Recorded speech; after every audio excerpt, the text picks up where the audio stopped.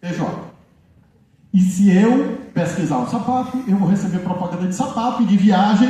Ou seja, o algoritmo é inteligente para impulsionar o que você quer, mas ele é burro para tirar aquilo que ofende a ordem jurídica.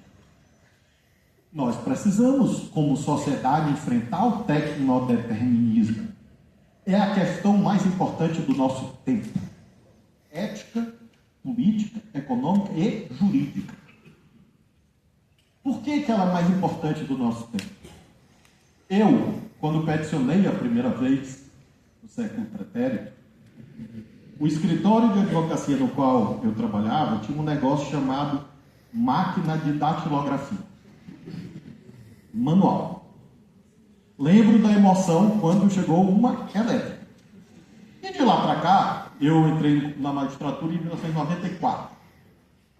Impressora 9 agulhas, formulário contínuo, computador com aquela telinha, letrinhas verdes, revolução tecnológica.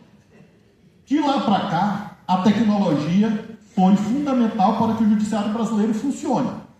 Tecnologia e estagiário. Sem eles, não existiria. A teria perecido.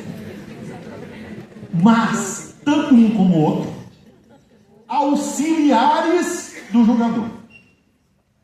Nunca substitutivos do julgador. No Poder Judiciário, nós temos no limiar de um tempo em que nós teremos máquinas capazes de julgar no meu lugar. Como se fosse eu. E de escrever um texto como se fosse eu. A partir dos meus textos. A partir do meu estilo. Eu tenho uma luta pedagógica com um menino dos filhos que eu tenho, um menino de 13, que toda vez que eu venho dar uma palestra, ele insiste em fazer o esquema no chat GPT e me dá. Eu digo, eu não aceito, é uma reação, é uma rejeição principiológica. Eu não aceito nem lei. Ele diz, papai, tá bom. Aí eu, claro, me perdoe, não é vaidade. É a educação do menino. Eu digo, eu tenho certeza que o meu está melhor. Mas é claro que eu não olho no chat GPT. A questão é que o tecnodeterminismo vai entrando nas porosidades da nossa vida. Nas relações pessoais, amorosas, profissionais. E tudo isso vai se dar sem regulação.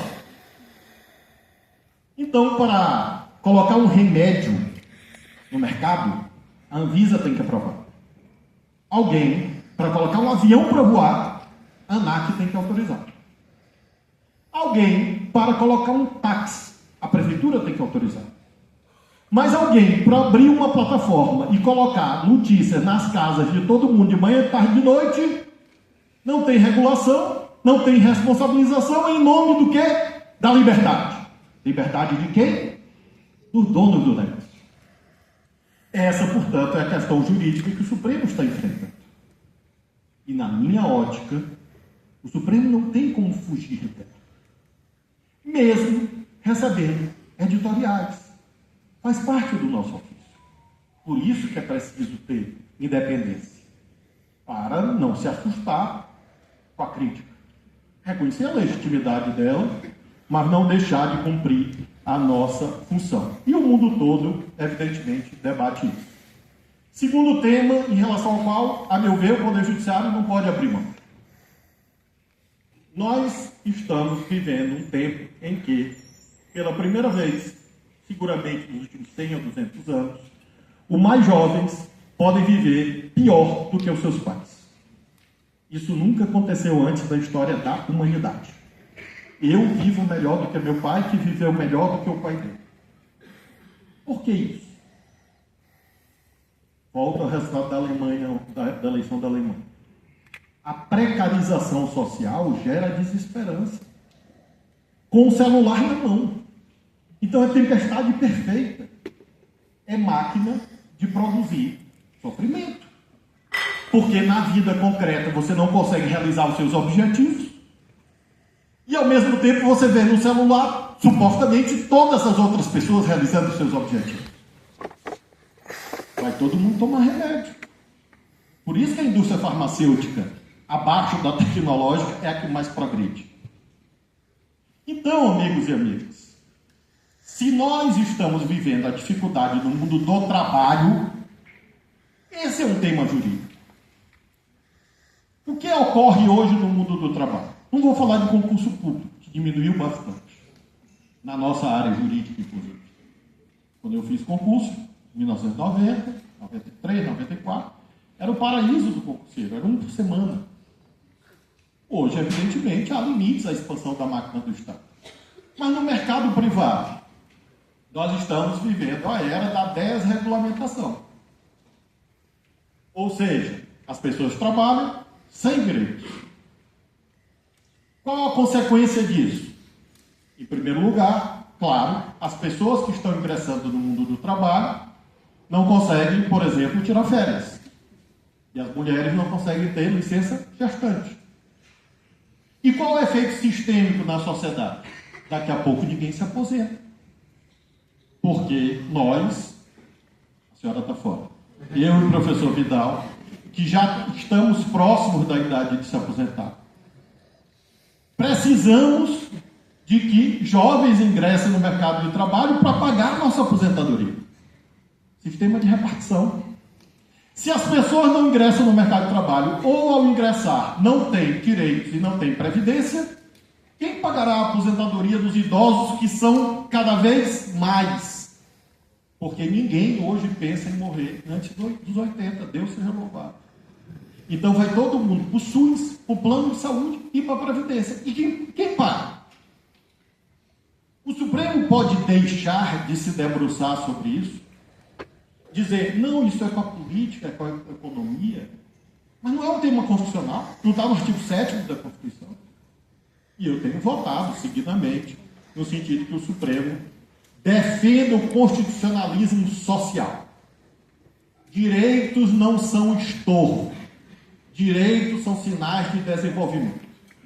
Direitos não são obstáculos ao progresso material. Direitos são sinais de progresso material. São pré-condições para o verdadeiro progresso material. E nós estamos, portanto, com esse tema no Supremo Tribunal Federal. Gente, eu julgo isso todo dia. Todo dia, de algum modo, chega no Supremo alguém que está trabalhando como pessoa jurídica, alguém que está trabalhando como autônomo, alguém que foi plataformizado. E o debate é, mas em que regime constitucional ele está? Acho que esse é o tema que o Supremo não pode agir por autocontenção. É um dever julgar. E, finalmente, aquilo que se refere a políticas públicas. E isso é realmente o mais difícil. Mas não é só aqui no Brasil. Mencionei há pouco a Suprema Corte dos Estados Unidos, na década de 50, 1854, depois de uma decisão de 1896, meio que legitimou o racismo contra os negros. Em 1954, um ex-governador da Califórnia, governador pelo Partido Republicano, o Orwell, foi indicado justice da Suprema Corte. E ele pauta o debate sobre, a partir de um caso, evidentemente, em 1954, sobre a doutrina dos separados porém iguais. Dizia assim, pode existir escola para branco, pode existir escola para negro, não é racismo, desde que as escolas sejam iguais. Entenderam? Separados porém iguais. E a Suprema Corte disse o óbvio. Disse, não, isto aqui, obviamente, até do ponto de vista psicológico, mas não só do ponto de vista material, significa a negação de direitos das crianças negras, dos jovens negros. 1954, do ponto de vista histórico, outro dia. A dessegregação das escolas nos Estados Unidos foi um processo que se estendeu por mais de 10 anos, sob monitoramento judicial. E lá, ninguém disse que isso era invasão do Poder Judiciário, de lá, sobre a política pública pertencente, obviamente, em uma primeira análise do governo, ou dos governos. No caso brasileiro, bom, eu não vou mencionar aqui outras decisões na Índia, na África do Sul, na Colômbia, mesmo nos Estados Unidos. Mas no caso brasileiro, pós-88, isso foi se tornando uma tendência. Eu mesmo sou relator de 3 ou 4 ações em que se debate política pública. Não a adjudicação tradicional do direito individual, mas o conteúdo e a compatibilidade de uma política pública com a Constituição. Cito o exemplo mais fácil. Preço dos cemitérios em São Paulo. Eu sou o relator. A política pública. O prefeito propôs, a Câmara aprovou, ela foi implementada. Até aí tudo bem. A pergunta que me foi feita ao Supremo, é: esta política pública, tal como implementada, é compatível com a Constituição? Sim ou não?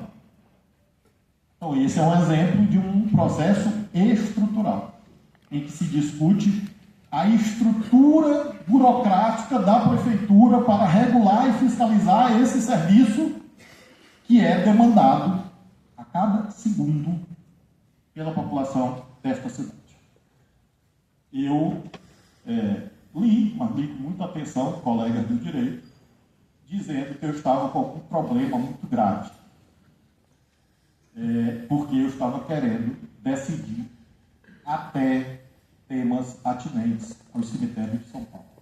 Eu, numa decisão, escrevi lá, e agora repito: se o Supremo Tribunal Federal do país não servir para, de algum modo, cuidar dos direitos das famílias que acabam de perder um pai, um filho, um irmão, esse tribunal não serve para nada.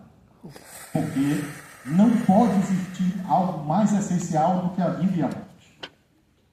Vamos lá julgando, tentando, mais ou menos, construir de modo dialógico com a Prefeitura, com a Câmara, com o Tribunal de Contas, com os interessados, uma política pública que atenda à opção política administrativa legítima dos órgãos de poder da cidade de São Paulo, mas que, ao mesmo tempo, assegure práticas em que as famílias não tenham direitos negados. Esse é um processo estrutural. O segundo, queimada da Amazônia, queimada do Pantanal. Incêndios em São Paulo, eu sou relator também sobre incêndios em São Paulo. Ano passado, nós tivemos incêndios florestais. Uma resposta jurisdicional clássica diria: este não é um tema do Supremo, esse é um tema do Poder Executivo, é um tema do Poder Legislativo. A resposta que prestigia o chamado processo